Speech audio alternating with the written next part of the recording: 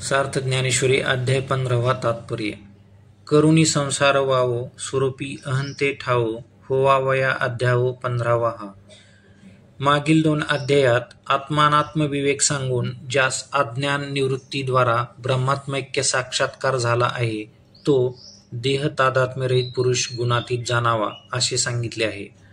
अर्थात विवेक वैराग्यादी साधन चतुष्टय संपन्न अधिकारी पुरुषास द्वैत निरपेक्ष ब्रह्मस्थिती रूप मोक्ष साधन साक्षात्कारात्मक जीव ब्रह्मात्मैक्य ज्ञान हेच आहे. त्या साक्षात्कारात्मक जीव ब्रह्मात्मैक्य ज्ञानास सर्वात मोठा प्रतिबंध जर कोणता असेल तर तो म्हणजे जगत सत्यत्व बुद्धीचा होय. तो प्रतिबंध निवृत्त झाल्याशिवाय म्हणजे जगत मिथ्यात्व निश्चय झाल्याशिवाय अद्वयानंद ब्रह्माचे आत्मतत्वाने साक्षात्कारात्मक ज्ञान होणार नाही. अतएव तशा ज्ञानासाठी जगताचे मिथ्यात्व कळणे व तसा दृढ मिथ्यात्व निश्चय होणे जरूर आहे. ते जगत मिथ्यात्व संसार वृक्षाच्या रूपकाने सांगण्याकरिताच हा 15वा अध्याय देवाने आरंभिलेला आहे. यात मुख्य प्रतिपाद्य विषय म्हणजे करुणी संसार वावो स्वरूपी अहंते ठावो होवावया अध्यावो 15 असल्याचे श्री ज्ञानेश्वर महाराजांनी सांगितले आहे. श्री ज्ञानेशांच्या दृष्टीने हा अध्याय ज्ञानकांडाचा शेवटचा अर्थात गीताशास्त्राचाही महत्त्वपूर्ण असा अध्याय आहे. तसा हा अध्याय तत्वज्ञानाचा असल्यामुळे मुमुक्षूसही चिंतनीय व अतिशय उपकारक आहे. जीव ब्रह्मात्मैक्य ज्ञान प्राप्तीस श्री सद्गुरु कृपेची ही नितांत जरुरी आहे. म्हणून आरंभी श्री ज्ञानेशांनी श्री गुरुचरणांची मानसपूजा आपल्या अपूर्व सुंदर भाषा शैलीद्वारा प्रतिपादिली आहे. त्यात ते म्हणतात, अत्यंत निर्विशेष निर्गुण स्वयंप्रकाश जे ब्रह्म त्याचा पत्ता लागत नाही, म्हणजे लौकिक अशा कोणत्याही ज्ञानाचा तो विषय होत नाही. म्हणून मनासही वाचा परत फिरते ते ब्रह्म श्री सद्गुरुचरणाच्या सेवेने या वाणीत सापडते. त्याचे शब्दाने वर्णन करता येते व त्यामुळे श्रोत्यांना वाचा ज्ञानाची दिवाळी करते. एवढे सामर्थ्य या श्री गुरुचरण सेवेत आहे असे श्री ज्ञानेश्वर महाराज म्हणतात. मी श्री गुरूंचा एकुलता एकच शिष्य असल्यामुळे श्री गुरूंच्या कृपेला मी एकटाच पात्र झालो. म्हणून माझ्या सहज बोलण्यात ब्रह्मरसपूर्ण असे गीताशास्त्र सापडले. श्री गुरूंनी अज्ञान निवृत्त करून गूढ तत्वज्ञान माझ्या हाती दिले आहे. म्हणून गीतेचे हदगत सांगण्याच्या साधनाने तुम्हा संतचरणाची मी सेवा करेन. ज्याचे हाती ज्ञान असेल तोच मोक्षास समर्थ आहे, म्हणजे मोक्ष केवळ ज्ञानेक साध्य आहे असा श्री भगवंतांनी 14व्या अध्यायाच्या शेवटी निर्णय सांगितला आहे. अर्थात ज्ञानाने मोक्ष मिळेल, पण ते ज्ञान टिकेल असे मन शुद्ध पाहिजे. अर्थात ते ज्ञान टिकण्याकरिता अंगी वैराग्याचे अभंग बळ असण्याची नितांत आवश्यकता आहे. जर समस्त संसारास अनित्यता आहे असे जर खात्रीने कळेल व पटेल तर त्यामुळे वैराग्यास घालूनही दिले तरीही ते वैराग्य आपण होऊन त्या साधकाच्या पाठीमागे लागते. म्हणून हा संसार कसा अनित्य आहे व मिथ्या आहे ते आरंभी भगवान अश्वत्थ वृक्षाच्या रूपकाने सांगतात. अरे अर्जुना, आपल्या यथार्थ स्वरूपाच्या घरास येत असताना हा विश्वाभास अडथळा करतो, प्रतिबंध करतो. कारण हा विश्वाभास तत्वतः अशुची दुःखरूप व मिथ्या असूनही अज्ञानामुळे शुची सुखरूप व सत्यरूपाने भासतो. म्हणूनच स्वरूपाच्या यथार्थ जाणीवेला अडथळा निर्माण होतो. हा प्रपंच म्हणजे एक प्रकारचा बळकट व लोकविलक्षण वृक्षच आहे. कारण इतर लौकिक वृक्षास मूळ खाली व फांद्या वरच्या बाजूस असतात. म्हणून त्या वृक्षाच्या मुळाशी घाव घातला म्हणजे तो फांद्यासह उन्मळून पडतो. पण हा वृक्ष मात्र त्याच्या उलट आहे. याचे मूळ वरच्या बाजूस आहे व फांद्या मात्र खालच्या बाजूस वाढतात. त्यामुळे याचा अंतही लागत नाही व तो तोडताही येत नाही. या वृक्षाला फळही नाही तसे फुलही नाही. जे काही आहे ते केवळ वृक्षच आहे. हा वृक्ष सर्व बाजूंनी बळावलेला असून पिंपळाच्या वृक्षाप्रमाणे याच्या पारंब्यामध्येही डहाळ्या आहेत. याला जसे वर मूळ आहे तशी खालीही पुष्कळ मुळे आहेत. हा वर मूळ असलेला विश्वाकार वृक्ष उगवलेला आहे असे समज. या वृक्षास आत्मवेत्ते अश्वत्थ का म्हणतात याविषयी जो काही निर्णय केला आहे तो सर्व खुलासा अर्जुनाच्या ठिकाणची श्रवणाची असीम आवड पाहून श्रीकृष्ण करीत आहेत. अद्वय सुरतेविन विषयभोग निरपेक्ष अंगितला आनंदरूप आश्रय विषयरहित ज्ञातृज्ञेयविरहित नुसते स्वरूपभूत ज्ञान सूक्ष्मातिसूक्ष्म सुखरूप जे ब्रह्म ते याला ऊर्ध्व आहे. निर्गुण ब्रह्मतत्वता प्रमाण अगोचर असल्यामुळे तेथे वेदशास्त्रांचीही प्रवृत्ती संभवत नाही. तरी पण मायापदीचा दुसरा अध्यासिक संबंध कल्पून त्या उपाधीच्या आश्रयाने नामरूप व्यवहार होतो.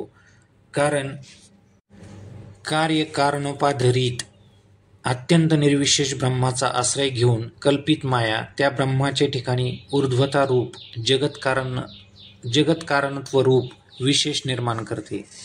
ती माया सत विलक्षण आहे. परमार्थता मायाच नाही, पण तिला वरीलप्रमाणे संततीचे वर्णन करण्यासारखे आहे. माया ही विचारांचे नावही सहन करीत नाही, अर्थात विचारापुढे ती सिद्धच होत नाही.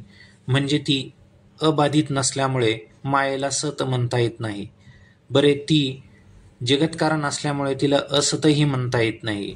सत ना असत होय तशी ती कोणापासून उत्पन्नही झालेली नसल्यामुळे तिला अनादि म्हणते. ही संसार वृक्षाची बीजकणिका आहे, प्रपंचरूपी चित्राची आधारभूमिका आहे व विपरीत ज्ञानाची प्रज्वलित अशी मशाल आहे. महतत्व अहंकार इत्यादी नानाचे तत्व ठेवण्याची एक संदुकाच आहे. सर्व आकाराची जणू घडीच करून ठेवली आहे. ही माया परब्रह्म वस्तूच्या ठिकाणी तत्वता नाही, म्हणून तिला व्यावहारिक सत्ता आहे. कारण कारणाला सत्ता असल्याविना कार्योत्पत्तीच होत नाही. आपल्या झोप आली असता ती आपणासच मोहित करते, किंवा दिव्याच्या आश्रयाने असणारी काजळी त्या दिव्याच्या प्रकाश ज्योतिषच मंदत्व आणते, किंवा स्वप्नात आपल्या प्रियापुढे निजलेली तरुण स्त्री स्वप्नातच प्रियकरास चटकन जागे करून वास्तविक आलिंगन न देता सकाम करते. तशीच परब्रह्माच्या आश्रित असणारी माया परब्रह्माशी अभिन्न राहून आनंद अद्वय स्वरूपास आवृत्त करते व त्यास जगदरूपाने इंद्रियगोचर अशा नामरूपात्मक व्यक्तिदशेला आणते. अशी ती आवरण विक्षेप शक्तिमती माया या संसार वृक्षाच्या पहिले मूळ आहे. तीस वेदांतशास्त्रात बीज भाव म्हणजे कारणाध्यास म्हणतात व त्या मायेपासून उत्पन्न होणाऱ्या महतत्व अहंकार बुद्धी इत्यादी जगतास कार्याध्यास म्हणतात. ती माया त्रिगुणात्मक असून गुणांच्या कारणरूप साम्यावस्थेस प्रकृती म्हणतात. ती साम्यावस्था जाऊन त्यात वैषम्य निर्माण होणे म्हणजे जगत उत्पत्ती होणे होय. त्यात पहिल्यांदा महतत्व नामक एक लुसलुसीत कोवळे पान निघते. त्या पानाला त्रिगुणात्मक अहंकाराचा 3 पानाचा शेंडा फुटतो व त्यापासून चित्त चतुष्टयाच्या लहान लहान फांद्या फुटतात. नंतर पंचमहाभूते, पंचज्ञानेंद्रिये, पंचविषय उत्पन्न होतात. या प्रकारे करून एकमेवाद्वितीय ब्रह्मापासून अखिल संसाराची उत्पत्ती होते. या वृक्षाला अश्वत्थ म्हणण्याचे कारण म्हणजे श्वोपी न तिष्ठती, श्व म्हणजे उद्या, तोपर्यंतही हा संसार वृक्ष जगत नाही, तो क्षणभंगूर आहे हे होय. हाच अभिप्राय अश्वत्थ शब्दातून निघतो. ही प्रतिक्षणी नाश पावतो, पालटतो व हेच त्याचे न पालटणारे स्वरूप आहे. तसे सामान्य दृष्टीस दिसून येत नाही, कारण या वृक्षाचे उत्पन्न होणे व नाहीसे होणे इतक्या वेगाने होत असते की त्याची एक फांदी केव्हा नाश पावली व त्या जागी कोट्यावधी नवीन शाखा केव्हा उत्पन्न झाल्या या तर्कानेही कळून येत नाहीत. महाकल्पाच्या शेवटीच्या संहारक अशा प्रचंड वाऱ्याने या संसार वृक्षाची सालही गळून जाते न जाते तोच कल्पाच्या आरंभास सृष्ट्यादाच्या समुदाय उत्पन्न होतात. म्हणून हा वृक्ष सदाच टवटवीत हिरवागार अर्थात अव्यय आहे. असे अज्ञानी जनास वाटते, कारण त्याचा वेग अतिशयच बहुतकाल स्थिरतेच्या भ्रांतीस कारण होतो. पण जे ज्ञानी याचा वेग जाणतात ते मात्र हे क्षणिक असे ओळखतात. या संसार वृक्षास अज्ञाना वाचून मूळ नाही व याचे असले पण टवाळ म्हणजे मिथ्या आहे असे जाणतात. ते पुरुष ज्येष्ठ व श्रेष्ठ असून ते मला वाघ ब्रह्म सिद्धांतसेही वंद्य आहेत. त्यांचे कोणास वर्णन करता येईल. आतापर्यंत बहुवृक्षाच्या रूपकाने जगताचा अध्यारूप सांगितला.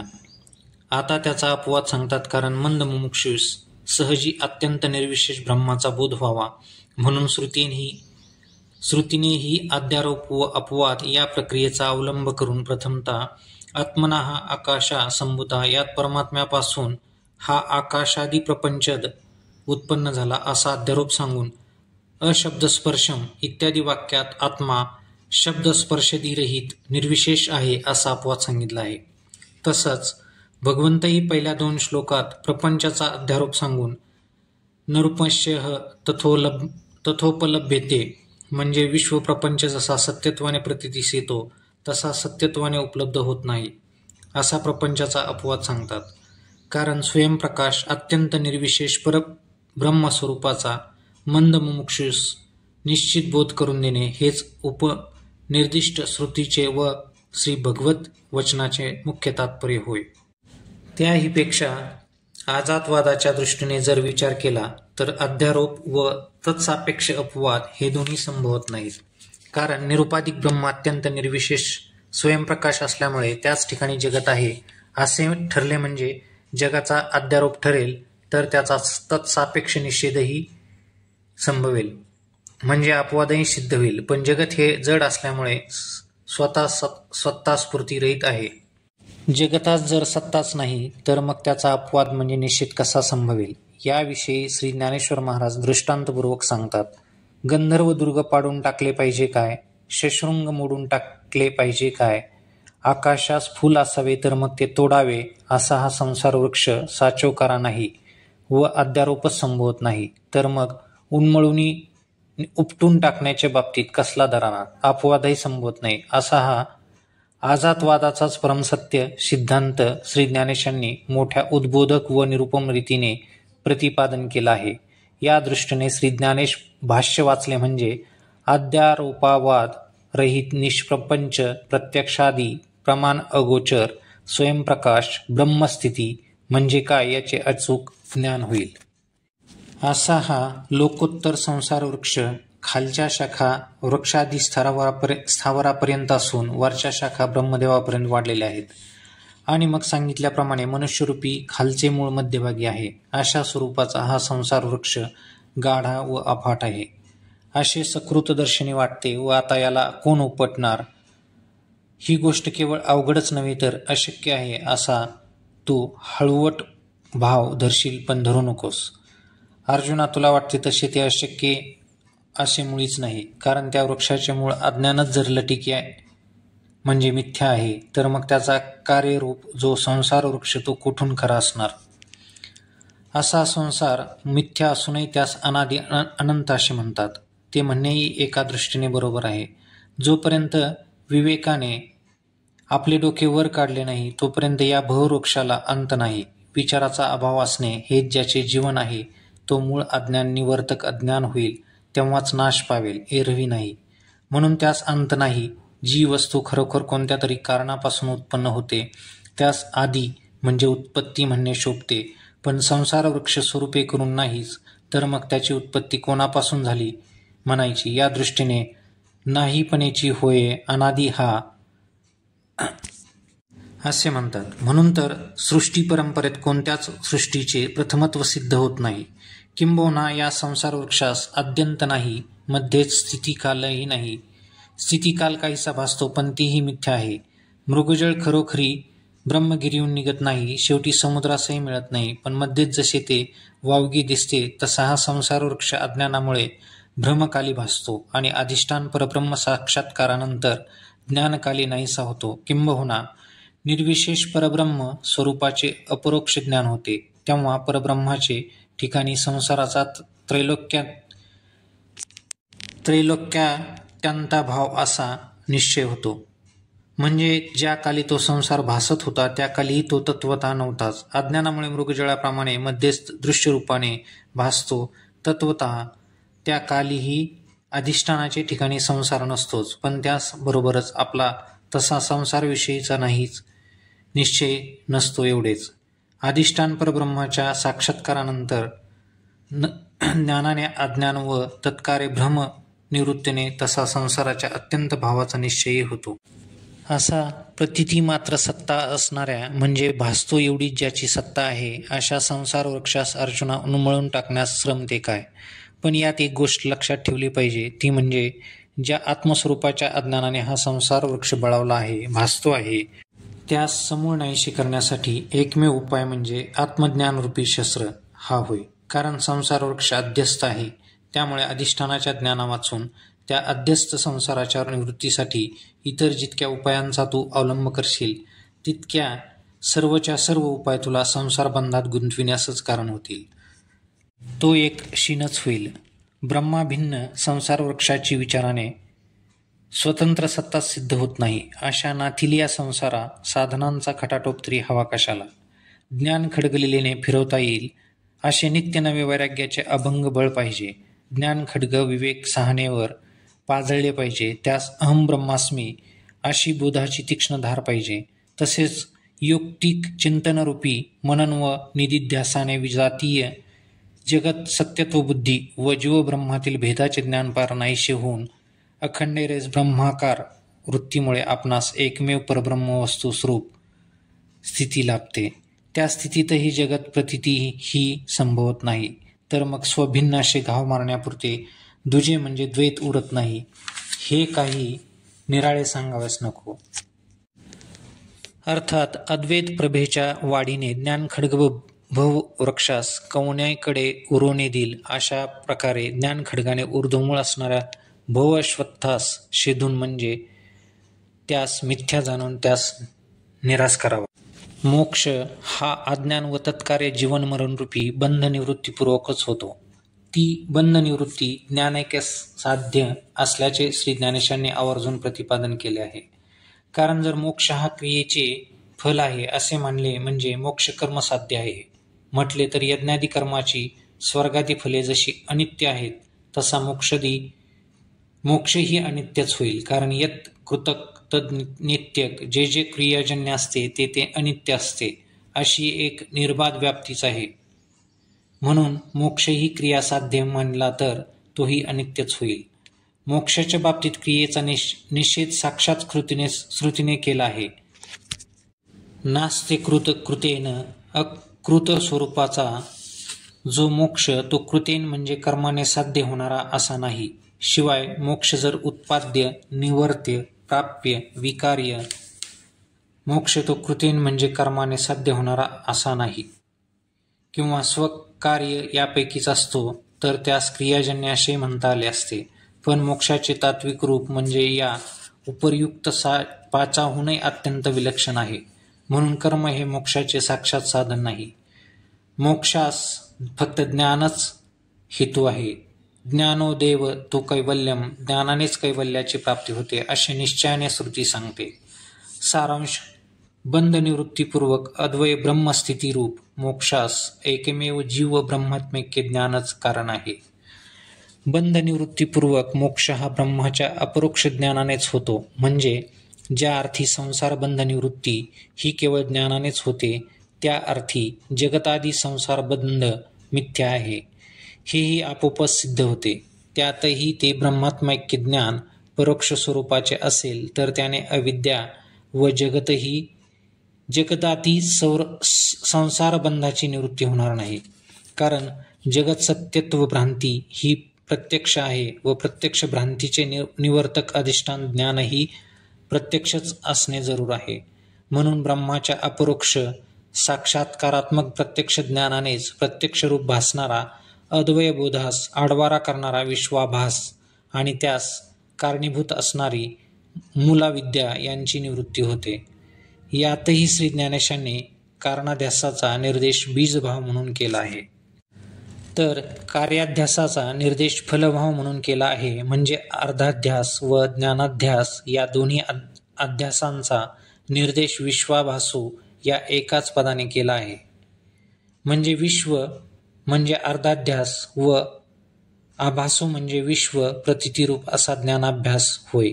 शिवाय एकमेवाद्वितीय परब्रह्माच्या ठिकाणी जीव व नावरूपात्मक वैचित्र्यपूर्ण विश्वाभास का व कसा होतो, अशी शंका आल्यास त्याचे उत्तर श्री ज्ञानेश्वर महाराज म्हणतात की पैनेन तया प्रती रूपेपणाची प्रतीती रूपेन होणी शुक्ती दावी जेवी का नाना अलंकार दशे सोने न लपत लपाले असे विश्व न होनिया तैसे विश्व जो धरी.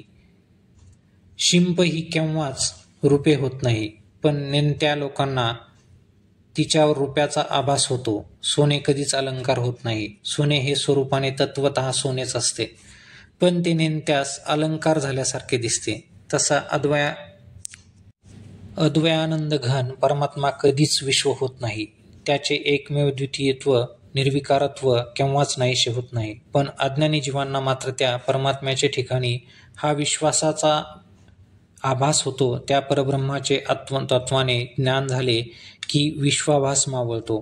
किंबहुना तत्वमशादी महावाक्यांपासून परब्रह्माचे प्रत्यक्ष ज्ञानाचा चित्तात उदय होताच कार्यासही अविद्या नव्हती, नाही व होणार नाही असा जगतविषयीचा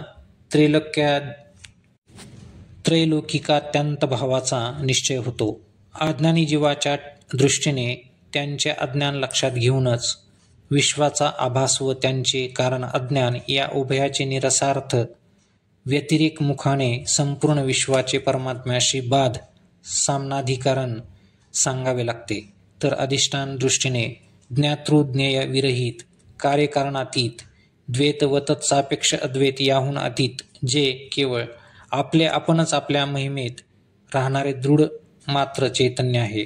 मग त्या निखाळ अद्वैत अवस्थेत मी ब्रह्म आहे किंवा हे सर्व ब्रह्म आहे असे म्हणण्यापुरतेही म्हणजे सच्चिदानंद घन परमात्मा ज्ञेय व त्याचे ज्ञातृत्व अशी रूपाचे द्वैतही उर्वरित राहत नाही असे सांगावे लागते. या दृष्टीने केवळ आपले स्वरूप आपण पाहतो असे सर्वत्र समव्याप्त परमात्म्याचे एकत्व जाणणारा ब्रह्मवेत्ता देहेची परब्रह्म सुखे मानू येईल. जीवमुक्तीस म्हणजे देहतादात्म्यरहित ब्रह्मस्थितीस तो प्राप्त होतो. सर्व प्रपंच वृक्ष हा ज्ञान निवर्त्य आहे असे श्री ज्ञानेशाने सांगितले. त्यावरून व्यावहारिक प्रपंचो मिथ्या ज्ञान निर्वत्यत्व यत्र यत्र ज्ञान निर्वत्यत्व तत्र तत्र मिथ्यात्व यथाशुक्ती रजतादो. अर्थात व्यावहारिक प्रपंच केवळ ज्ञान निवर्त्य असल्यामुळे शुक्ती रजताप्रमाणे मिथ्या आहे अशा अनुमान प्रमाणानेही जगताचे मिथ्यात्व होते. जे जे ज्ञान निवर्त्य असते ते मिथ्या असते. सर्व विश्वाभास ज्ञान निवर्त्य आहे म्हणून तो मिथ्या आहे. किंबहुना परब्रह्माचे ठिकाणी विश्वाभासाचा अत्यंताभाव असूनही म्हणून नाही आणि असे हे कल्पनेचे निसौरसे जे कल्पनालोपे भ्रंशे आणि कल्पना सेवे होय.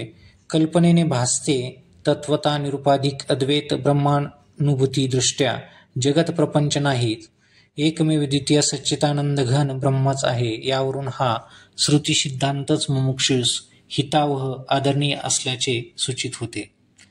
सारांश. ज्ञानानेच मोक्ष होतो. ज्ञानाविना मोक्षासाठी इतर जे जे उपाय करशील ते उपाय बंध निवृत्ती तर करणार नाहीतच, उलट ते उपाय संसार बंधात अधिकाधिक गुंतविण्यास कारणीभूत होतील. या म्हणण्याने श्री ज्ञानेशांनी मोक्ष हा बंधनिवृत्तीपूर्वक होतो. तो ज्ञाननिवर्त्य आहे म्हणून मिथ्या आहे. त्याविना उपाय करणे अनुचित आहे, केवळ सीनच आहे. विश्वाभास हा स्वरूपस्थितीस प्रतिबंधक आहे. त्याचा निराश केल्याविना अद्वै ब्रह्माचे ज्ञान होणार नाही इत्यादी गोष्टी सूचित केल्या आहेत.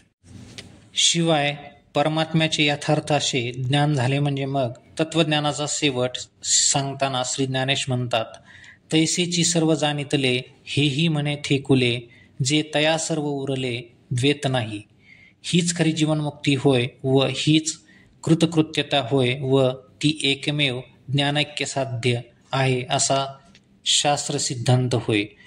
त्यानंतर इंदता म्हणजे इंदभाव, इंदतेच्या सापेक्ष मीपणा म्हणजे अहंभाव, या विरहित आत्मा हा अनुत्पन्न स्वरूपाचा असून जड नाही.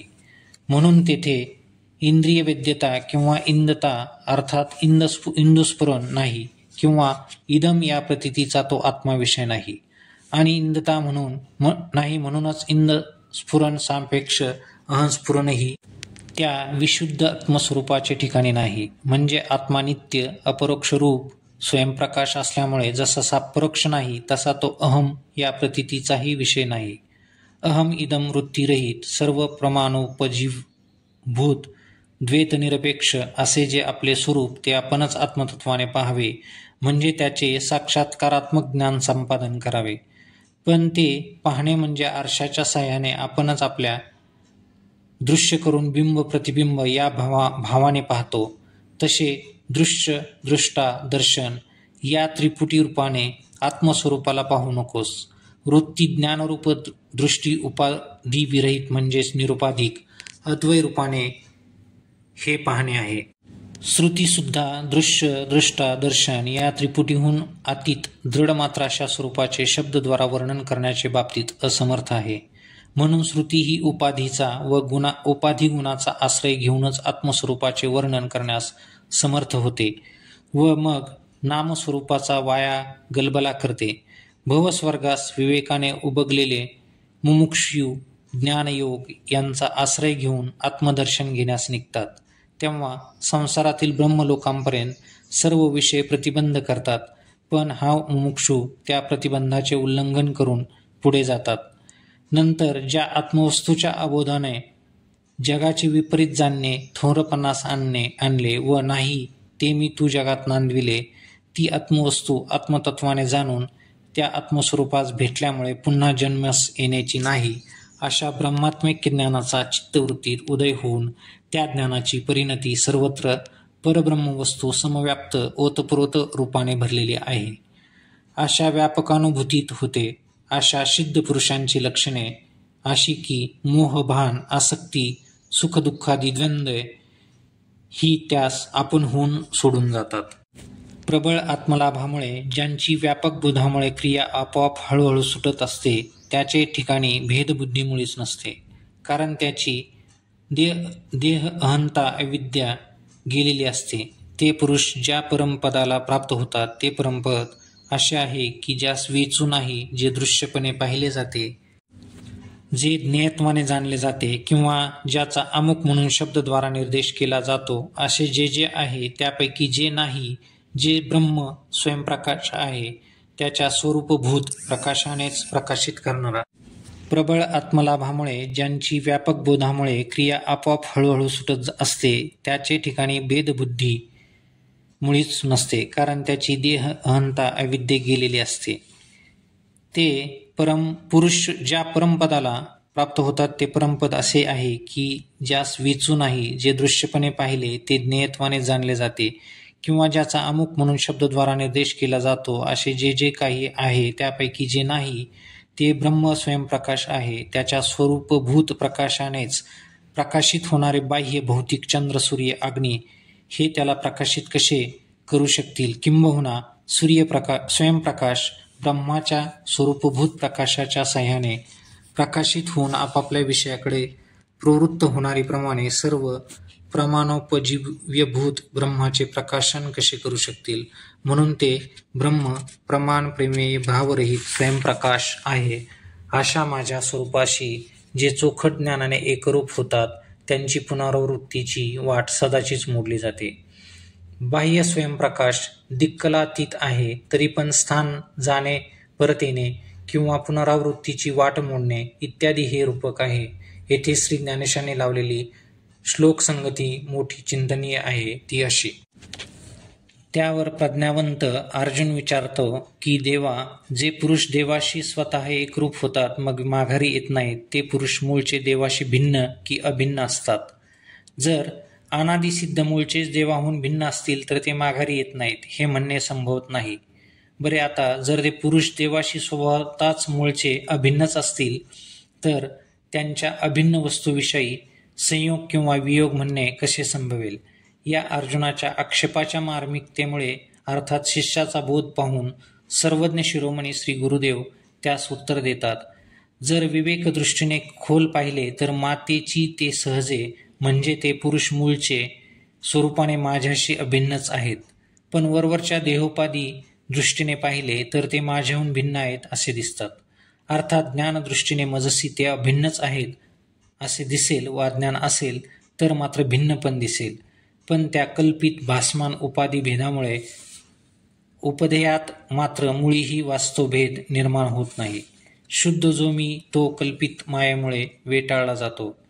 त्यावेळी हे एक अज्ञान रूढ होते. त्यामुळे स्वतःच्या अपरिच्छिन्न स्वरूपाचा आवरण शक्तीमुळे विसर पडून कोहम अशा विकल्पास आरंभ होतो. मग मी देहच आहे असा परिच्छिन्नतेचा निश्चयरूपी भ्रम होतो. असे आत्मस्वरूपविषयक ज्ञान शरीरा एवढेच म्हणून होते. तेव्हा जन्मणे व मरणे इत्यादी हे अविद्या कार्य देहाचे धर्म आपल्यावर ओढून घेऊन त्यास सत्य समजणे म्हणजेच जीवलोक किंवा संसार होय. देह आणि दशेंद्रिय यांचा स्वामी जो जीव तो मनाला हाताशी धरून त्याच्या आश्रयाने शब्दस्पर्शादी विषयांचा उपभोग घेतो. अहम कर्तृत्वाचे भोक्तृत्वाचे आधिक्य व विषयेंद्रियांचा धुमाकूळ तेव्हा स्पष्ट दिसून येतो की जेव्हा जीवाला पूर्वकर्मानुसार एखादा स्थूल देह प्राप्त होतो. अज्ञानी सामान्य लोकांस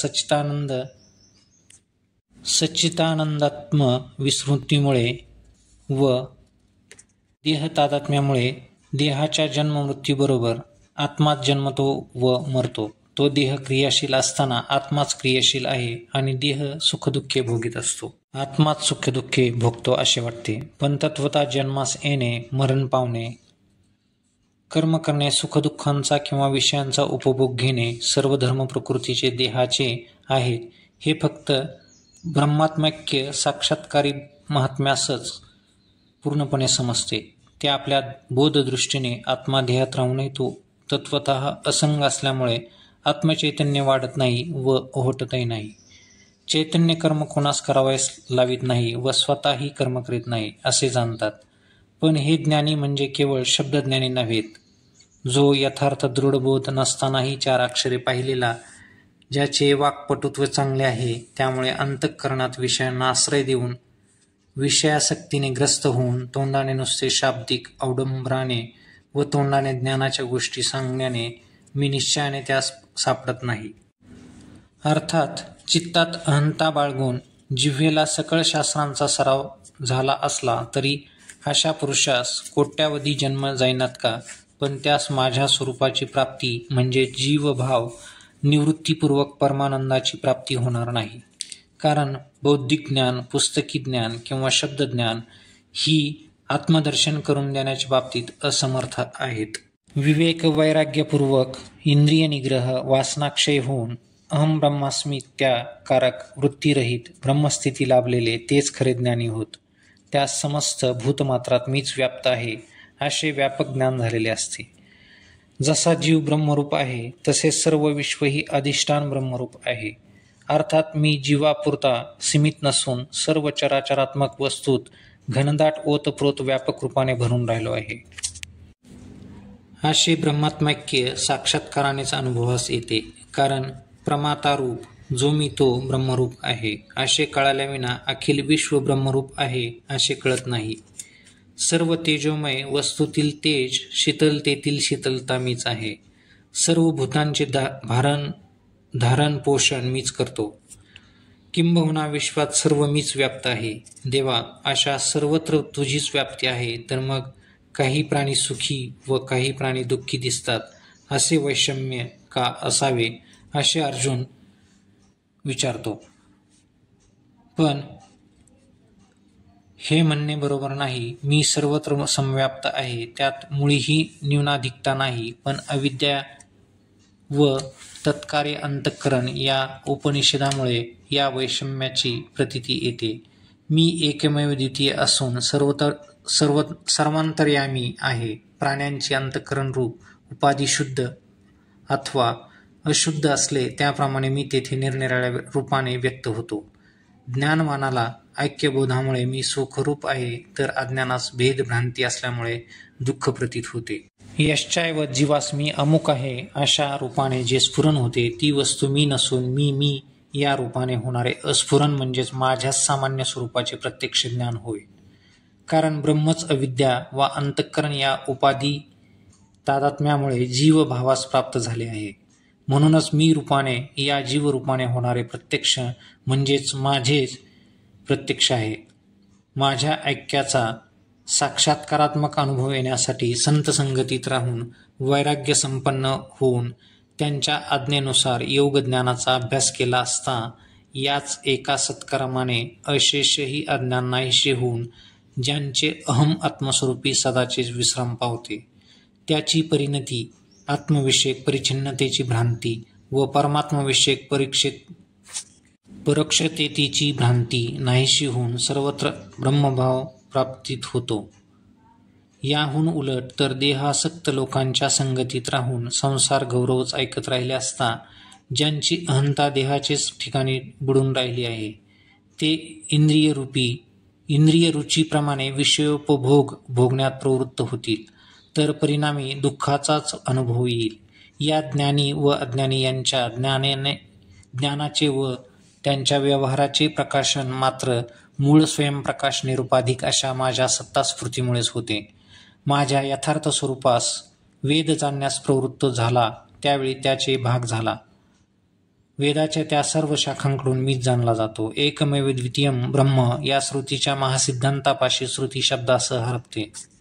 म्हणजे वेदाने अधिकारानुसार बहुत साधनांचे प्रतिपादन केले असले तरीही वेदाचे महत्तात्पर्य एकमेव अद्वितीय विशुद्ध परमात्मा तत्व प्रतिपादनातच आहे, यात वाद नाही. श्रीगुरूंनी उपदेशिलेल्या बोधाने ब्रह्माकार वृत्ती निर्माण होते. त्या वृत्ती ज्ञानाने समूळ अविद्या निवृत्ती होते. त्याबरोबरच ते ज्ञानही बुडून जाते व केवळ स्वरूपभूत ज्ञान उर्वरित राहते, की जे नाही कीर नोहे आणि न साहे असणेही. कारण आहेपणा व तत्सापेक्ष नाहीपणा याहूनही विरहित निरपेक्ष आहे, हेच त्याचे दृढ मात्र निरुपाधिक स्वरूप होय. या प्रकारे देवांनी चराचरातील आपल्या निरुपाधिक स्वरूपात त्या व्याख्यानांचे पर्यावसन केले. ते ऐकून निरुपाधिक स्वरूपाविषयी आणखीही श्रवण करावयास मिळावे म्हणून उत्कंठित होऊन अर्जुन देवाला म्हणाला, देवा, आपले ती निरुपाधिक स्वरूप पुन्हा एकदा अव्यंगपणे सांगा. देवही अर्जुनाच्या या प्रश्नाने अतीव आनंदित होऊन प्रेमळ संवादी या शिष्यास आलिंगन दिले व सांगू लागले.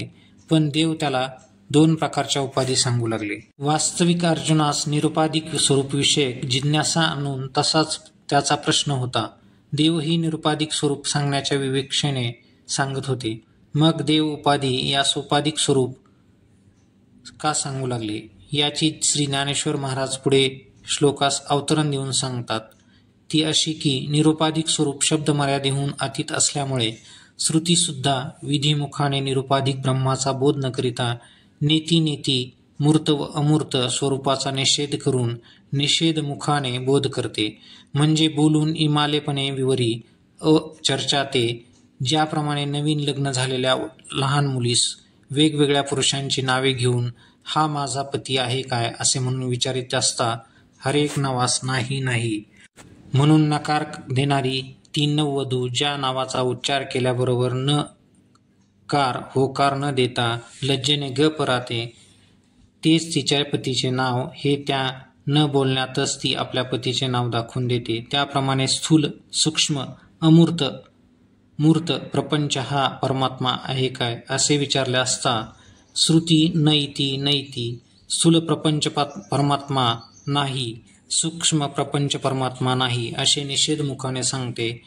आणि जेव्हा अत्यंत निर्विशेष सत्सामान्य सर्व प्रमाण अविषय असा स्वयंप्रकाश परमात्मा रूप सांगण्याची वेळ आली म्हणजे श्रुती ही मौन व्रते गप्प बसते व त्या बसण्यातच आपल्याला निर्देश देशरहित सद्रूप परमात्म्याचे यथार्थ स्वरूप सुचविते. अशा परब्रह्माचे निरुपाधिक स्वरूप मंद जिज्ञासूस एकदम कळणे शक्य नाही. प्रथमतः सोपाधिक स्वरूप कळले की उपाधी उपहित भावविचारांती जेथे संपतो व मग जे उर्वरित राहते ते कोणासही न पुसता निरुपाधिक स्वरूप आहे असे सहज कळते. अर्थात पाडव्याची चंद्रकोर दाखविण्याकरता प्रथम जशी शाखेची खूण दाखवावी लागते, त्या शाखाचंद्र न्यायाने देवही निरुपाधिक ब्रह्मस्वरूपाचे प्रतिपादन क्षर अक्षर उपाधीचे स्वरूप सांगून करीत आहेत. या संसार पाटणीत क्षर आणि अक्षर अशी दोनच पुरुषाची वस्ती आहे.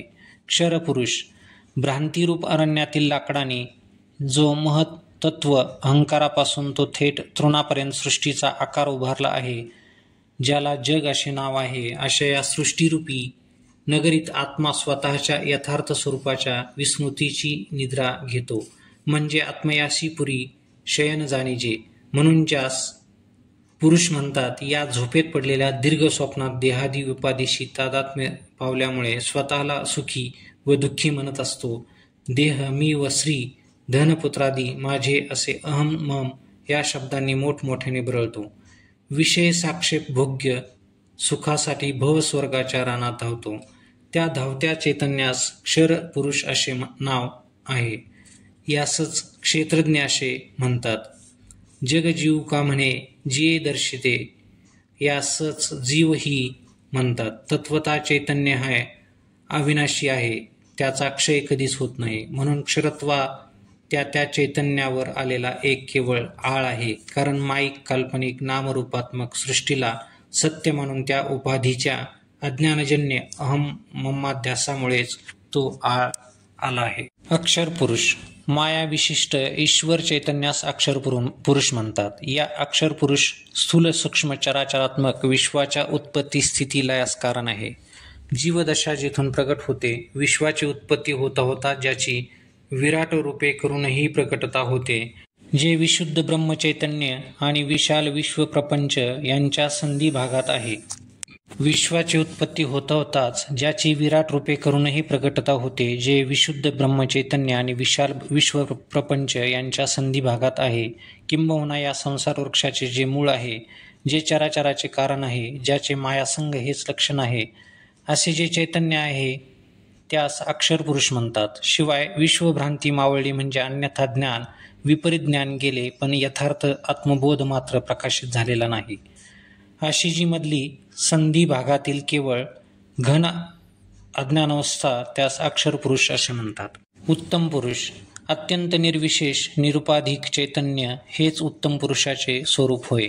अग्निकाष्ठांना जाळून स्वतःही नाहीसा होतो, त्याप्रमाणे अज्ञान नाहीसे करूनही स्वतः ज्ञानही नाहीसे होते आणि मग शेवटी ऐसे जाणणे विन उरले जाणते जे, ते स्वरूपभूत ज्ञान म्हणजेच उत्तम पुरुष होय. बिंब व प्रतिबिंब या दोघात समान रूपाने असणारी प्रभा ती जरी प्रतीतीस येत नसली तरी ती जशी आहेच, किंवा नाक व फूल यांच्यामध्ये सुगंध जसा सामान्य रूपाने असतो, तो डोळ्यांना दिसणे नाही तरी पण तो नाही असे म्हणता येत नाही. त्याप्रमाणे दृष्टत्व व दृश्यत्व सापेक्ष धर्म ज्याचे ठिकाणी नाहीत, अशा भरीव दृढ मात्र अत्यंत निर्विशेष सत्सामान्य वस्तू जिला नाही म्हणता येत नाही, जेथे सोहम तेही मावळले जाते, परमार्थता दृष्टादृश्य भावरहित असलेले स्वरूपभूत स्वयंप्रकाश ज्ञान की जे कल्पित दृष्टांत व दृश्यात अधिष्ठान रूपाने समान व्याप्त आहे, हे स्वरूपभूत स्वयंप्रकाश ज्ञान म्हणजेच उत्तम पुरुष होय. सारांश: जागृती, स्वप्न, सुषुप्ती या अवस्थात्रयातून अतीत अद्वैत द्वैत आहे नाही, या सापेक्ष भावाहूनही या द्वंद्वात्मक जाणीवेहून पलीकडे प्रमाण प्रमेय भाव विवर्जित क्षर अक्षर म्हणजेच अनुक्रमे कार्य कारण याहून अतीत जो सामान्य ज्ञान स्वरूप स्थिती, त्या स्थितीसच उत्तम पुरुष म्हणतात. या विशुद्ध स्वरूपाच्या ठिकाणी बद्धता नाही व तत्सापेक्ष मुक्तताही नाही, अध्यारोप नाही व तत्सापेक्ष अपवादही नाही, जीव नाही व तत्सापेक्ष ईश्वरही नाही, दृश्य नाही व तत्सापेक्ष दृष्टाही नाही. ही द्वैतात्मक सापेक्ष भाषा या निरपेक्ष अद्वय ब्रह्म स्थितीत मुळीच संभवत नाही. कारण द्वैत हे तत्वता स्वतंत्र अस्तित्वात नसून त्याचा तेथे अत्यंताभाव आहे. अशा आश्रय विषय रहित, त्रिपुटी रहित, शब्दमर्यादेहून अतीत स्वयंप्रकाश ब्रह्मचैतन्यासच उत्तम पुरुष म्हणतात. द्वैत व तत्सापेक्ष अद्वैत याहून पलीकडचा, म्हणून यास परमात्मा म्हणतात. याचे आत्मतत्वाने दर्शन झाल्यावर द्रष्टाच नाहीसा होतो. मग त्याचे शब्दद्वारा कोण कसे वर्णन करणार? कारण तो स्वयंप्रकाश असल्यामुळे त्यास अज्ञानकृत आवरणरूप प्रमेयत्वच नाही. त्यामुळे तो उत्तम पुरुष कोणत्याही प्रमाणाला विषय होत नाही. याचा अर्थ तो नाही किंवा तो अभावरूप आहे म्हणून त्यास शब्दांकित करून सांगता येत नाही असा मात्र नाही. विश्वाकार विनाश पावला तरी तो नाश पावत नाही. संपूर्ण विश्व त्या स्वयंप्रकाश उत्तम पुरुषाच्या सत्तेने सत्तावान होते व त्याच्याच प्रकाशाने प्रकाशित होते. तो सदा सर्वत्र समव्याप्त आहेच. क्षर अक्षर पुरुषाहून म्हणजेच कार्यकारणात्मक उभय उपाधीहून वेगळा असा जो मी, त्या मला वेद व लोक पुरुषोत्तम म्हणतात. या प्रकारे क्षराक्षरातीत कार्यकारणोपाधिरहित निरुपाधिक उत्तम पुरुषाचे आत्मतत्वाने अपरोक्ष ज्ञान झाले म्हणजे जग जागे झाल्यावर जसे स्वप्न पार नाहीसे होते त्याप्रमाणे स्फुरते त्रिभुवन वाव झाले म्हणजे ब्रह्माभिन्न भासणारे त्रिभुवन बाधित झाले. किंवा माळच हाती घेतली म्हणजे अधिष्ठानाचे अपरोक्ष ज्ञान झाले म्हणजे तिच्यावर झालेला सर्पाभास नाहीसा होतो. कारण जगत सत्यत्व भ्रांती ही अपरोक्ष प्रत्यक्ष स्वरूपाचे आहे. त्यामुळे त्या प्रत्यक्ष भ्रांतीचे निवर्तक अधिष्ठान ज्ञानही प्रत्यक्षच असावे लागते. त्याप्रमाणे माझे यथार्थ साक्षात्कारात्मक ऐक्यज्ञान झाल्यावर दृढ मिथ्यात्व निश्चय झाल्याने टवाळ मिथ्या जगद्भासाने तो फसत नाही. असा सच्चिदानंद स्वरूप परमात्मा मीच आहे असे जीव ब्रह्मात्मैक्य ज्ञान चित्तात उदयास आला म्हणजे जगत परमात्म्याने ओतप्रोत भरलेले आहे असा व्यापक बोध होतो. अर्थात मग सर्वत्र स्वतःसिद्ध सच्चिदानंद परमात्माच ओतप्रोत आहे असे आपण व विश्व हेही त्याहून भिन्न न समजता तो जाणतो. अशी सर्वत्र ब्रह्मभावरूप व्यापक अनुभूती हीच सर्व प्रमाणाचे अंतिम फल आहे. हीच सर्व साधनांचे अंतिम साध्य आहे. संपूर्ण वेदाचे तात्पर्य व्यासांनी षडलिंगपूर्वक विचार करून काढले.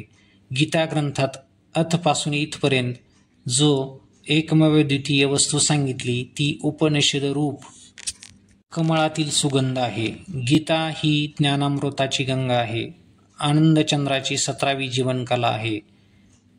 वा जीवनरूपी क्षरार्णवाचे मंथन करून बाहेर काढलेली जणू दुसरी लक्ष्मीच आहे. म्हणून ही गीतारूपी लक्ष्मी माझ्याशी भगवंताशी अनन्य असणारे पतिव्रत आहे. म्हणून ती आपल्या पदांनी वर्णांनी व आपल्या अर्थाच्या जीवप्राणांनी माझ्याशिवाय काहीच जाणत नाही. क्षराक्षर हे गीतेने आपणास वरावे म्हणून समोर आले पण ते सर्व सोपाधिक असेच आहेत. म्हणून तयाचे पुरुषत्व वाळिले आणि मग पदवर्ण इत्यादी सर्वस्व मज दिदले पुरुषोत्तमी. संपूर्ण 18 अध्यायात विभागलेल्या 700 श्लोकात्मक गीतेचे मुख्य तात्पर्य अद्वय ब्रह्म प्रतिपादनात जे असल्याचे लक्ष्मीच्या रूपकाने सांगितले आहे. सर्व गीतेतील श्लोक बाह्यता वेगवेगळे दिसले तरी त्यातील सिद्धांत प्रमेय एक ब्रह्मच आहे. म्हणून सर्व श्लोक साक्षात किंवा परंपरेने एकमेव द्वितीय ब्रह्मरूप त्रिकालबाधित तत्वार्थाचेच प्रतिपादन करतात. माझ्या निरुपाधिक उत्तम पुरुषाचे ऐक्य ज्ञानाद्वारा हे सर्व ब्रह्मरूप आहे अशा व्यापकानुभूतीवर सर्वांनी आरूढ व्हावे. या अभेद ज्ञान लक्षणात्मक गुरवी भक्तांचे हे गुह्यतम शास्त्र आहे. अर्जुना, तू श्रद्धावान एकविध भावाचा शुद्धमती आहेस म्हणून तुला हे गुह्यतम शास्त्र सांगितले. माझे गौप्य धन तुला दिले. गीता ग्रंथ हा केवळ शाब्दिक चर्चेचा पांडित्याचा ग्रंथ नसून त्यातील परमतत्व अंगाने आत्मतत्वाने जाणून भगवत स्वरूप होण्याचा ग्रंथ आहे. याप्रमाणे हा ग्रंथार्थ जो जाणील तो समस्त मोहापासून मुक्त होऊन कृतकृत्य होईल व चिरस्थिर ब्रह्मस्थितीस प्राप्त होईल. श्री ज्ञानेश्वर महाराज म्हणतात, श्री हरीच्या मुखातून निघालेले अक्षरे बोधामृत वाणीने असून बोधामृत पूर्ण असून ते बोधामृत श्री व्यासमुनीचे कृपेने संजयासे लाभत होते व संजय धृतराष्ट्राला तो बोधामृत पूर्ण अक्षर सांगत होता. पण धृतराष्ट्र अनाधिकारी होता त्यामुळे त्या प्रसंगी त्या अक्षराचा धृतराष्ट्राला उपयोग झाला नाही. तरी पण या बोधामृत श्रवणामुळे जीवितांतुतया नव्हेची भारी मीही तो संवाद मराठी भाषेत ठसे ठोंबसे उन्मेषे सांगितला. यात जे शास्त्रसंवादी प्रमेय असतील ते आपण स्वीकारावेत, उणे असेल ते माझ्या पदरी द्यावे. मी आपले लेकरू मी लढीवाळप्रमाणे ग्रंथरूपाने बोलत आहे व त्याचे आपण मोठ्या प्रमाणे कौतुक करीत आहात. हा आपला बापांचा स्वभावच आहे. आता माझा हा विश्वात्मक कू श्री सद्गुरू निवृत्ती राजा तो माझा हा शब्दात्मक वाक्पूजा ऐको, असे श्री ज्ञानेश्वर महाराज म्हणतात.